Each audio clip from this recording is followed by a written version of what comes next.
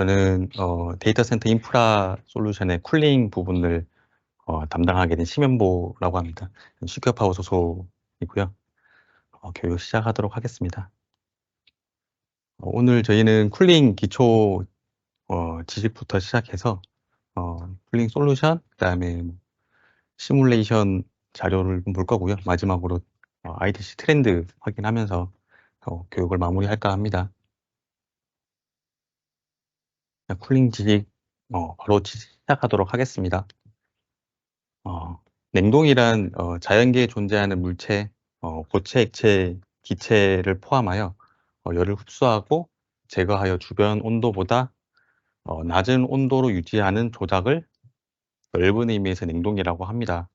단순히 물체를 얼리는 것은 좁은 의미에서 냉동이라고 하며 냉동은 다음 같이 네 가지로 분류할 수 있습니다. 냉각은 물체를 식혀 차갑게 낮추는 것을 냉각이라고 합니다. 그리고 냉장은 물체가 얼지 않는 상태에서 소정의 온도를 일정하게 유지해서 보관하는 것을 냉장이라고 부릅니다. 그리고 냉동은 아까 말씀드렸던 이 냉동, 위에서 말한 냉동과 다르게 이제 좁은 의미의 냉동인데 물체의 온도를 동결점 이하로 낮춰서 고체 상태로 유지하는 것을 냉동이라고 부르고요. 냉방은 실내 온도 습도를 인공적으로 낮춰서 조절하는 것을 냉방이라고 얘기합니다. 냉장과 냉동 같은 경우는 저희가 기본적으로 집에서 사용하시는 냉장고에서 많이 볼 수 있는 현상이라고 보시면 될 것 같고요. 저희가 데이터 센터에서 하고자 하는 냉동 같은 경우는 여기 보이는 냉방이라고 보시면 될 것 같습니다. 다음은 열에 대해서 좀 알아보도록 하겠습니다. 열은 현열과 잡열 이 두 가지로 나눌 수 있습니다. 현열 같은 경우는 물체의 온도 변화에 사용되는 열을 현열이라고 하고요. 잡열은 물체의 상태 변화에 사용되는 열을 잡열이라고 보시면 될 것 같습니다. 간단하게 말하면 현열은 저희가 기본적으로 알고 있는 23도, 24도, 25도라는 이렇게 수치상의 온도가 올라가는 것들을 현열이라고 얘기하고요. 잡열은 고체에서 액체, 액체에서 기체로에 대한 상태 변화가 발생하는 것들을 잡열이라고 얘기를 합니다. 기본적으로 저희가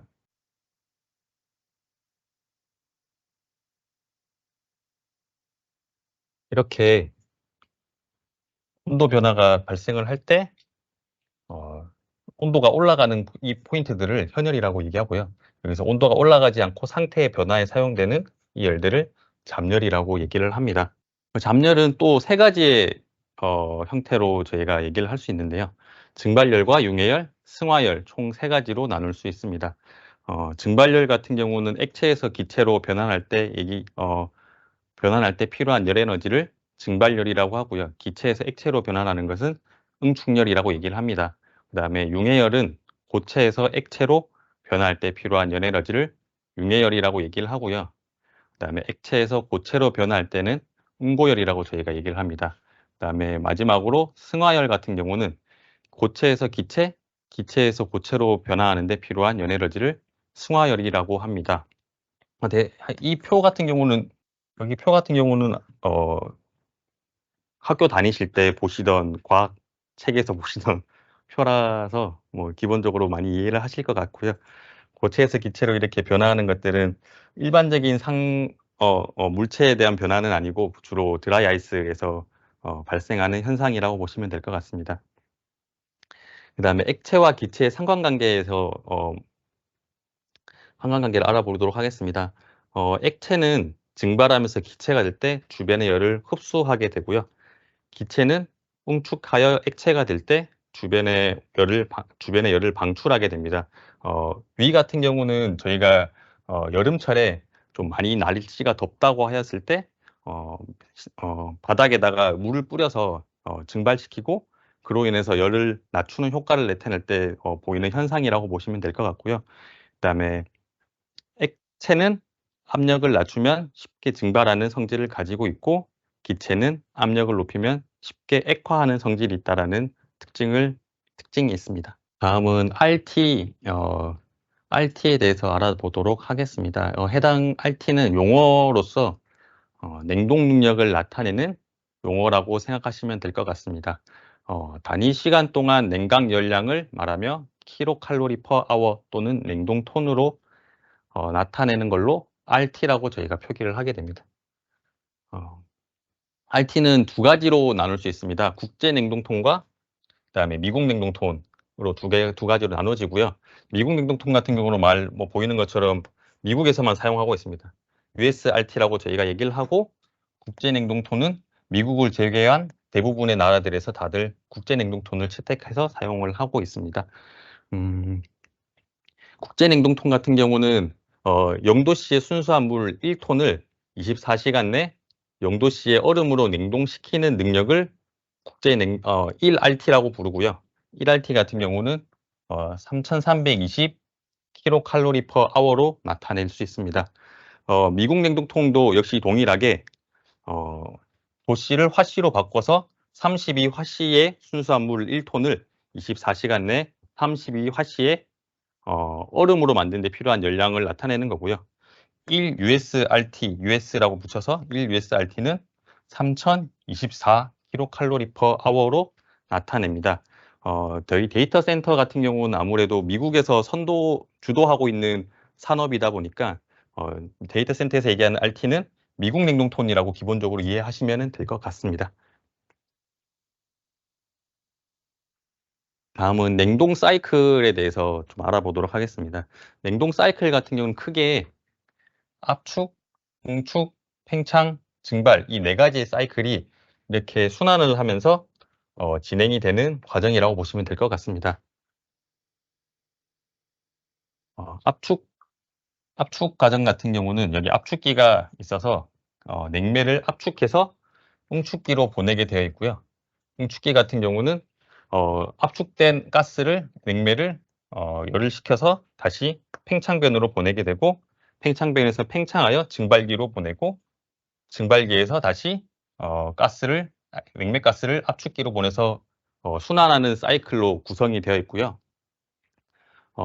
이 냉동 사이클에 보시면은 중간중간에 이렇게 유불리기라든지 수액기, 드라이어, 사이드 글라스, 전자변과 같은 이제 액세서리들이 존재를 하게 됩니다. 유불리기 같은 경우는 압축기에서 나오는 냉매 가스에서 오일이 소량 포함하게 되어 있는데요. 그 오일들이 응축기로 가지 않고 다시 압축기로 리턴될 수 있도록 분리해주는 역할을 하게 되고요. 수액기 같은 경우는 응축기에서 오는 냉매들을 거쳐 지나가는 하나의 탱크 같은 역할을 한다라고 보시면 될 것 같아요. 나중에 장비가 스탑을 한다든지 잠시 동안 저장이 돼야 되는, 그러니까는 휴지 상태가 돼야 되는 상태일 때는 여기에 냉매가 모이게 되어 있는 것으로 이해하시면 될 것 같고요. 드라이어 같은 경우는 기본적으로 이 냉동 사이클에는 수분이 없는 상태로 저희가 유지를 하도록 되어 있어요. 왜냐하면 이제 압축기에서 수분 같은 경우는 압축이 되지 않기 때문에 압축기가 손상을 발생할 수 있는 상황이 발생하다 보니까 수분이 없는 상태로 유지를 하게 되는데, 그래도 혹시나 모를 수분을 제거하기 위해서 드라이어라는 것을 설치를 하게 되어 있습니다. 그리고 사이드 글라스는 냉매가 지나가는 것을 육안으로 확인할 수 있게 이렇게 설치되어 있는 걸로 이렇게 냉매가 지나가는 것을 육안으로 확인을 할 수 있게 구성되어 있습니다. 다음으로 액불리기 같은 경우는 증발기에서 증발한 냉매가 모두 가스가 돼서 이제 압축기로 들어가야 되는데, 아까도 말씀드렸던 것처럼 액체가 압축기로 들어가면 압축기가 손상을 발생하게 되거든요. 그러한 부분들을 액분리기를 거쳐서 액은 다시 증발기로 들어가고 가스만 다시 압축기로 보내주는 역할을 하는 게 액분리기라고 보시면 될 것 같습니다. 그리고 냉동 사이클에서 지금 여기서 빠져 있는데 pH라는 몰리에르 선도가 있습니다.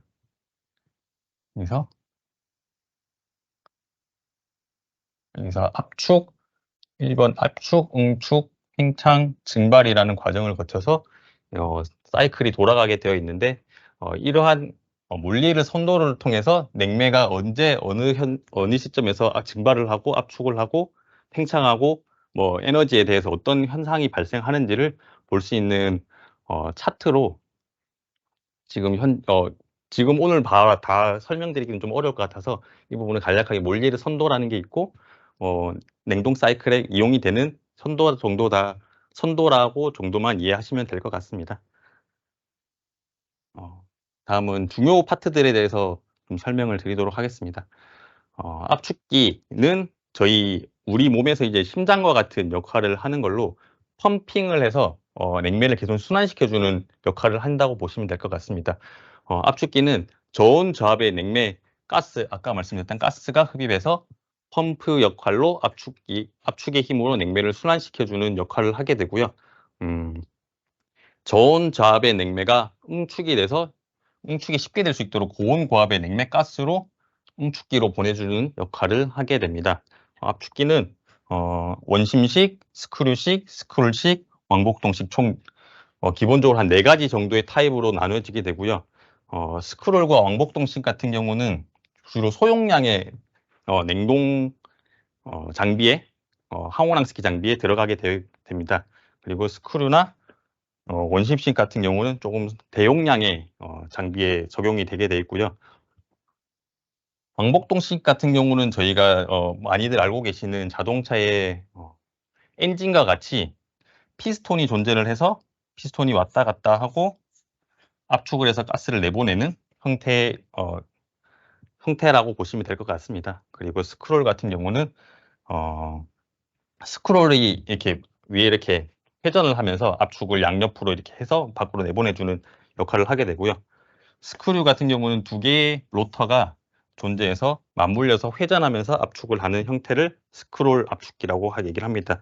그리고 원심식 터보 압축기 같은 경우는 회전자가 회전을 하면서 기체를 빠른 속도로 가속을 하여 압축하는 형태를 터보 냉동기, 터보 압축기라고 보시면 될 것 같습니다.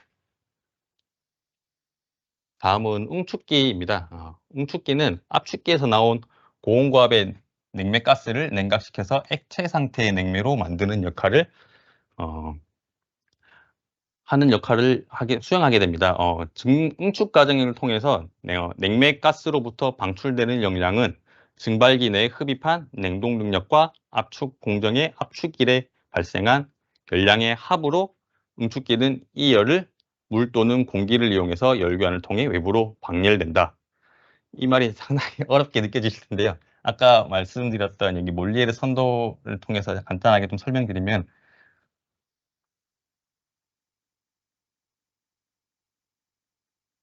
어, 여기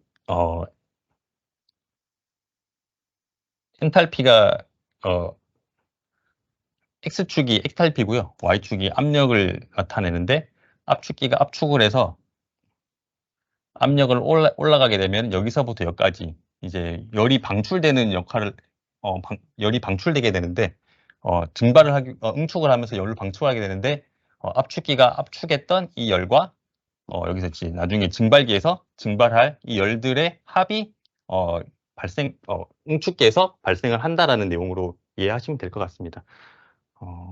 가능하면은 많은 압축을 하게 되고 그 다음에 증발을 많이 하게 되면은 냉동 능력이 많이 발생하는 거를 보실 수 있는데요. 그렇다고 한도 끝도 없이 할 수 있는 상황이 아니다 보니까 저희가 압축기를 가장 안전하게 압축하고 응축하고 팽창하고 증발할 수 있도록 사이클을 구성하게 되어 있습니다.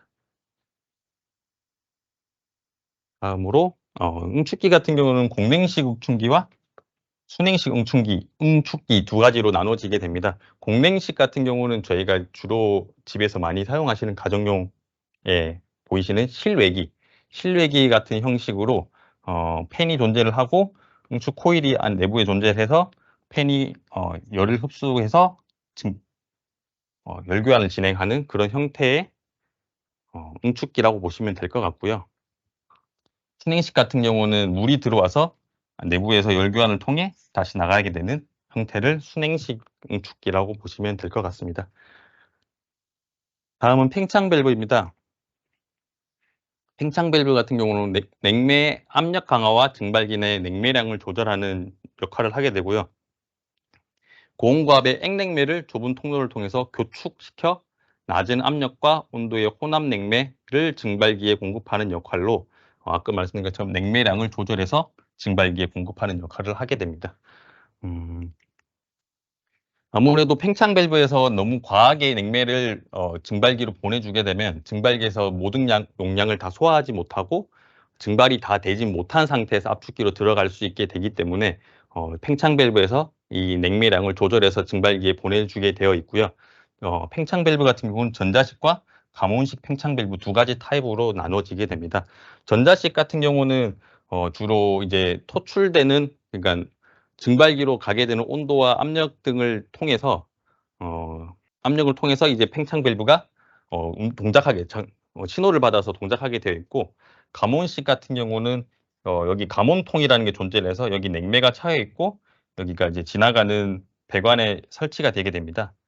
여기가 설치가 돼서 이게 지나가는 냉매의 온도를 감지하여 얘를 조절하게 됩니다. 그런 타입을 가몬식 팽창 밸브라고 하고, 내부에 오리피스라는 것이 들어가서 냉매량을 조절하게 되는 그런 타입으로 보시면 될 것 같습니다.